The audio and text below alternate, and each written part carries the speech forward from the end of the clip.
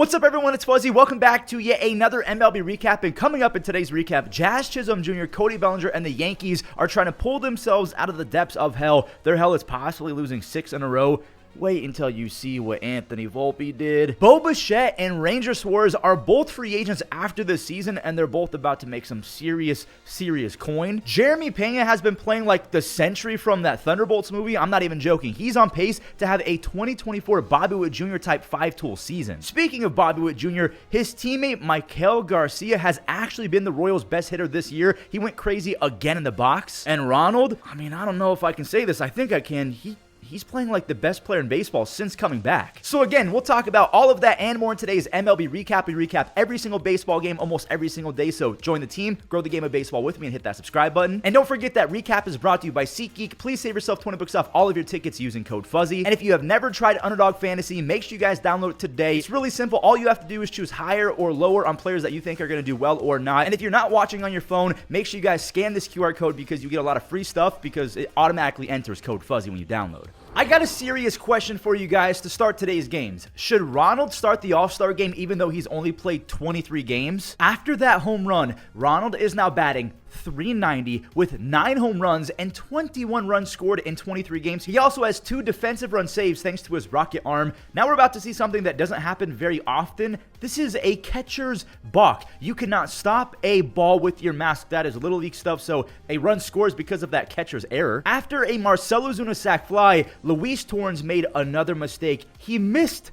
a pitch, just flat out missed it. Ozzy, he's able to skate in. This was, honestly, this game was over before it began. Matt Olson hit 1/4 mile. This one's to the chop house. He has 16 doubles and 15 home runs. He could honestly mess around and join the 400 double, 400 home run club by the time it's all said and done. Honestly, he's that good. Look at Chris Sale. He hit the dolphin dive button from Black Ops 1. That's a web gem. He then struck out Pete Alonso with 96 miles an hour on pitch 112. His arm must be made of vibranium, the same material that Captain America's shield is made out of. Brandon Nimmo ruined the vibes. Not entirely, but he ruins the complete game shutout bid. He dunks in a single. Sale is out after 8 2/3. He had 1 walk, 7 punch-outs. He has a 2.5 ERA. He's a future Hall of Famer 100%. The Braves, they're trying for a sweep today. Another question for all of you. Is this the biggest meltdown you've ever witnessed? Well, I guess you don't know until you watch it. So here it is. Colton Cowser now has back-to-back games with the home run. He and Cedric Mullins, they both found barrels against Taj Bradley, who got absolutely torn apart. Mullins, he has 12 home runs. Gunnar did not find a barrel, but he found a hole. It still worked. All of the luck in the entire world was with the Orioles early. Even sitting ducks are avoiding outs. Jordan Westburg swam his way out the way of a tag. He's safe. And Ramon Laureano popped off for another home run. The 3rd home run of the inning. Ramon has 9 home runs and a 141 OPS plus. It's an 8-run second inning. Here comes Tampa, though. Christopher Morel doubled in Curtis Mead, and Jake Magnum, I keep wanting to say that. It's Mangum. He played it too. He's batting .310 with 23 RBIs his first 39 games as a rookie. Junior Caminero, he played at Curtis Mead after Curtis tripled. The Orioles handed Tampa another run. Jose Caballero, he stole his MLB best 26. He actually stole a second back, so 27. He ended up at 3rd. He scores easy. Ramon, he misjudged the jump. He just flat out missed the Taylor Walls fly out. Yandy, it's now a 2-run game. He's pumping his fist. He's fired up at first base. And Brandon Lowe, oh my, it's a brand new ball game. He reset the score with a power swing, a 2-run blast. He flips his bat on homer number 15. Baltimore, they had another ball just barely land, and again, it was with 2 outs. Jackson, he just couldn't get there. Caminero, he secures the go-ahead RBI single. Josh Lowe, he makes it a 10 spot, and Jonathan Aranda ran it up to 12. That is the biggest comeback in Tampa Bay Rays history, and the Rays, out of nowhere, will be 1.5 games back of the Yankees if they lose again. Before the Yankees game, we got to check out the madness that is Padres versus Dodgers. LA, they're trying to beat the Padres for the 4th straight time, and it's not looking good too early. Diaz, he hit one so hard that Edman just couldn't smother it. But of course, LA got back into it. Tatis, he couldn't handle one either, although this was a harder play. It's a nice attempt, but it's a triple for Max Muncy and Andy Pages. He's so good with runners in scoring position. He didn't do too much. He does his job. It's tied up. Edman and Kim, they both got on right after the Padres got bailed because I think that Edman would have scored if that wasn't a ground rule double. Dalton rushing. The rookie smoked a go-ahead 2-run base knock, and another LA rookie, Justin Robleski, I think that's how you say it, he was tasked with throwing the final 5 frames after Emmett Sheehan went the first 4, and it was going great, but he got in a heap of trouble in the 9th. Jake Cronenworth made it 3-2 on a sac fly, and Xander, he bought himself some good graces. He ties it with a gapper. Back-to-back games with comebacks in this recap. I'm praying that Xander keeps breaking out because he's getting paid $25 million a year until 2033. That's rough. The Red Sox made the right decision to not re-sign him. Here he is. Will Smith, he's in as a pinch hitter. And this ball's out for a walk-off. He did it off the nasty Robert Suarez. Will Smith, as a catcher, is batting .333 with 8 home runs and a 175 OPS plus. Here we go. The Yankees, they're trying to avoid being losers of 6 in a row. They have way too much talent for that to happen. And, yeah, they're already losing. Nolan Schanuel has been an actual machine this year. He only has 5 home runs, but he can flash the pop every so often. And remember, he has a crazy .371 on base because he doesn't strike out a lot and he walks a ton. Ben Rice, he's getting his first big league start behind the dish, and he nabbed his fellow catcher, Logan O'Hoppe, trying to steal second base. Jazz, I think he tied it. He did. That's the first run the Yankees have scored in 30 innings. Jazz, he has 10 home runs and in 89 games played as a Yankee, he has 21 home runs and 28 stolen bases. Another one. The Yankees, they can breathe a little bit. Bellinger's 10th home run gives the Yankees their first lead since June 12th, so in basically a week. And there it goes. 436 feet off the bat of Joe Adell, who's been a top 10 hitter in MLB the last few weeks. He has 8 home runs and an over 1,000 OPS his last 18 games. We're going to skip to the 8th. Volpe, no. An inning-ending double play turns into a game-losing error. Volpe is the worst in baseball when it comes to errors. He has 9 errors already. Kenley Jansen, he did his job. He still has yet to ever give up a run in Yankee Stadium. He strikes out Volpe for his 15th save. The Halos are 36 and 37. The Yankees have dropped 6 in a row. I cannot believe it. So we know now that the Rays are just a game and a half back, and now the Jays are just 2 games back of first in the East, and Bichette is going to be a very, very rich man. Leadoff Bo seems to be different. That's his 10th home run, his first of 3 base hits. Vladdy, he got intentionally walked with 2 outs, so they're trying to face George Springer with the bases loaded, and that is catcher's interference. So it's 2-0 for Eric Lauer, who struck out 2 in the 5th to get to 8 strikeouts in 5 innings is crazy good. Now we have some 6th inning doubles to show. Addison Barger and Vladdy, they traded places again, so they both collect RBI 2-baggers. Vladdy's was a 2-run double. He also had 3 walks before that. He got on base 5 times. He ends the scoring for both teams with a late-game RBI single. He raised his on-base percentage from .380 to .390 in 1 game. The Jays are 40 and 33. They're 24 and 13 at home, and just 2 games back of the Yankees for first in the AL East. The Red Sox are not too far behind now either. They held Cal Raleigh in check, which usually means that Seattle is not going to win. No offense, more like no offense. The rookie Marcelo Meyer mashed his 4th home run, and you guys are about to see why I lose faith in ERA more and more as the days pass. This was called a double. You got to call this an error. Like, come on, Randy, he gets on for a double. He gets to third base and then eventually scores on a wild pitch. Garrett said, all right, I'm going to do it myself. He strikes out Dylan Moore to end the 2nd inning jam, and now it's time for the Red Sox to turn the page. Trevor Story drilled a 2-run home run for his 10th. He's been so bad, but also so good. He has 10 home runs and 38 RBIs, which are great fantasy stats, but he has a 77 OPS plus. That doesn't compute in my brain. Now, unfortunately, 3 runs was way too much to give up for Luis Castillo. You're facing Garrett Crochet and his unhittable sweeper. Opposing hitters have a .09 batting average against his sweeper. He strikes out 8 more over 6, and Greg Weisser, he converts to save his 3rd of the season. Boston is 39 and 37. Seattle is 37 and 36, but they got to find a groove soon and use it to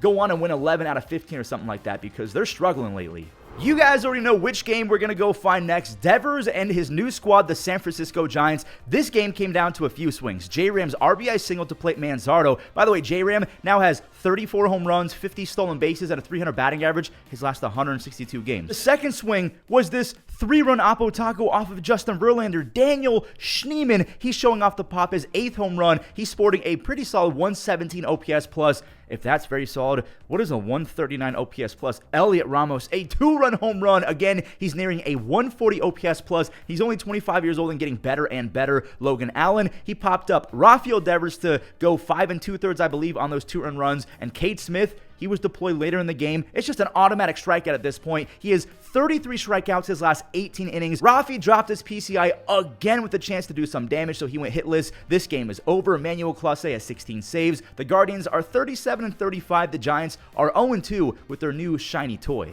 The A's have allowed 24 runs over the last 48 hours, which means that they're back to having the worst team ERA in all of baseball. Colorado stole it, and then the A's, they got it right back. Mauricio Dubon has been on fire. That is back-to-back games with multiple base hits and a home run. One of the few highlights for the A's all game. Max Schumann stole a base hit from Isaac Paredes. No matter where you put Schumann, he's going to play some decent defense. JP, he had another monster game. Here he is dunking one in for another RBI, and now he's doing it on defense. This is one of the greatest plays I've ever seen. I'm not even being dramatic. He had the Inspector Gadget extension to actually stop it, and then the Jeter throw. He's disgusting. Jose Altuve had 3 more base hits and a home run. This one was a 3-run, 432-foot moonshot. Rookie Cam Smith doubled it, another, and Victor Caratini, he just kept it fair. Houston secures another 3-run home run. Jake Myers, it's his birthday, by the way. He laced an RBI double. He just became one of 7 Astros hitters to have 2+ hits on the day. The rookie for the A's, this kid, Nicholas Kurtz, he's been punishing baseball after baseball. He's batting .320 with 7 home runs his last 13 games.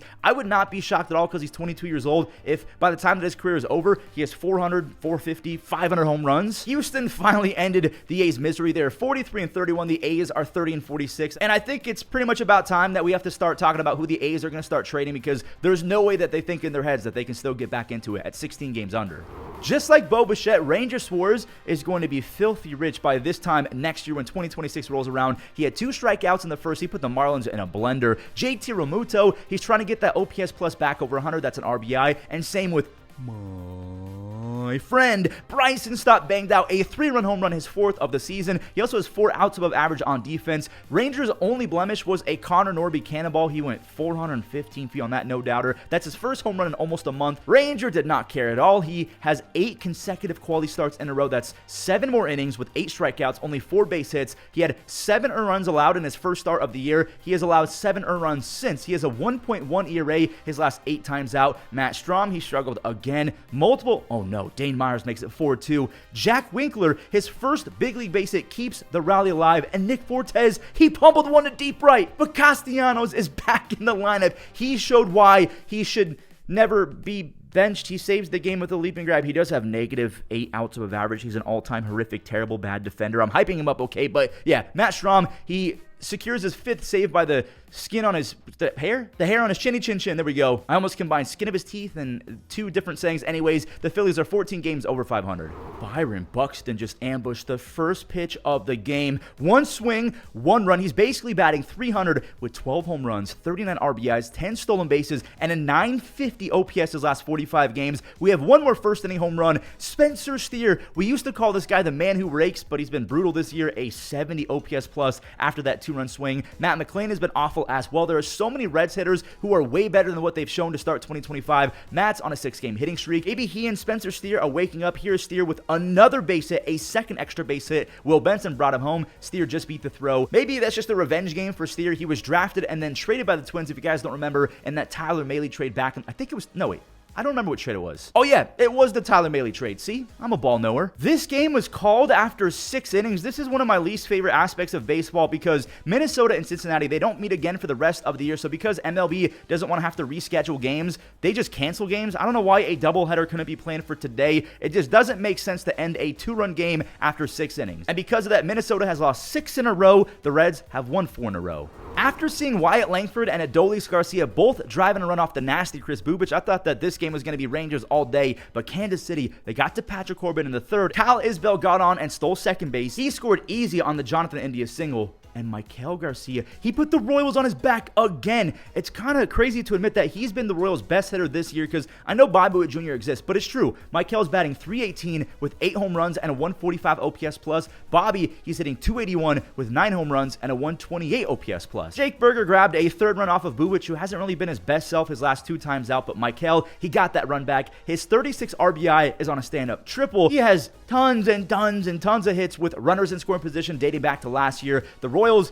they got gifted another run. It's an RBI bunt for rookie Jake or no, not Jake, John Ray, sorry about that. And Carlos Estevez now has 20 saves. They've won 2 games in a row. Both teams are really weird, man. So I don't know what to make of them because they're both top 5 in team ERA in terms of their pitching staff, but in terms of lineups, they're both bottom 5 in team OPS. Remember how we talked about the A's stealing back the worst ERA in baseball? It's because the Rockies held the Nationals to just 1 run. How has no one been fired yet for the Nationals? I'm going to spoil it. They've now lost 11 games in a row. I'm going to show this from a Nationals fans. Brady House, he's showing why he's a first rounder. He singled and then stole his first career bag. He has back-to-back 2-hit games. Good for him. It didn't result in anything. Mitchell Parker, he was really good. Same with German Marquez, who got help from Orlando RC. He's playing third base right now. He robs Brady House of a missile base hit, and the first run of the game belongs to the Rockies. Michael Toglia has 3 home runs the last 24 hours. German Marquez, I can't believe that this is a real thing. His last 6 starts, he's been really good. An ERA under 3. He goes 5 2/3 shutout, but he still has a 6.11 ERA on the season because he allowed 40 runs his first 9 starts. Yeah, that'll do it, but at least the ERA is trending down. He's also coming back from Tommy John, so I'm going to cut him some slack. The Rockies grabbed a second run on a bunt. Yo, watch your lips. Ritter, he saw his life flash before his eyes, but he gets it down. So this James Wood RBI double only made it 2-1. That was the only run that they can muster. At least go vote for James Wood if they're losing 11 in a row. Jordan Beck, his 13th double makes it 3-1. And Sam Halverson, I got to show you guys this final at bat. Imagine being the guy in the box. There was 102 miles an hour, like 19 feet inside. It kind of sails past you. Then you have to watch dotted 102 on back-to-back pitches to end it. He's disgusting. The Rockies, they've won 3 in a row. The Nationals, again, they've lost 11 in a row. How has no one been fired? And there you have it, another recap in the books. Thank you so much for watching. If you enjoyed, do me a couple more favors. Leave a like and subscribe. And again, don't forget to use code Fuzzy on SeatGeek as well as Underdog Fantasy. See you guys in the next one. Enjoy the web gems. This ball is lined toward left center field. Doyle on the move. Doyle lays out and makes the catch. Double away from K-Bear Ruiz. Bouncing ball. That's it short. Across his body and a pick from Freddie Freeman. And Robleski doing his as well. He's reached. And how about the group? Aranda waved around by Brady Williams. Throw to the plate is waiting. He just stopped. Aranda turned around back toward third. And somehow the Rays have not learned their lesson. Don't run on Ramon. There's the runner going again. And this time it's on the bag and he's out. On the ground and to the backhand. Machado from one knee will get it there. Abrams with some hops. But he has 2 down in the inning.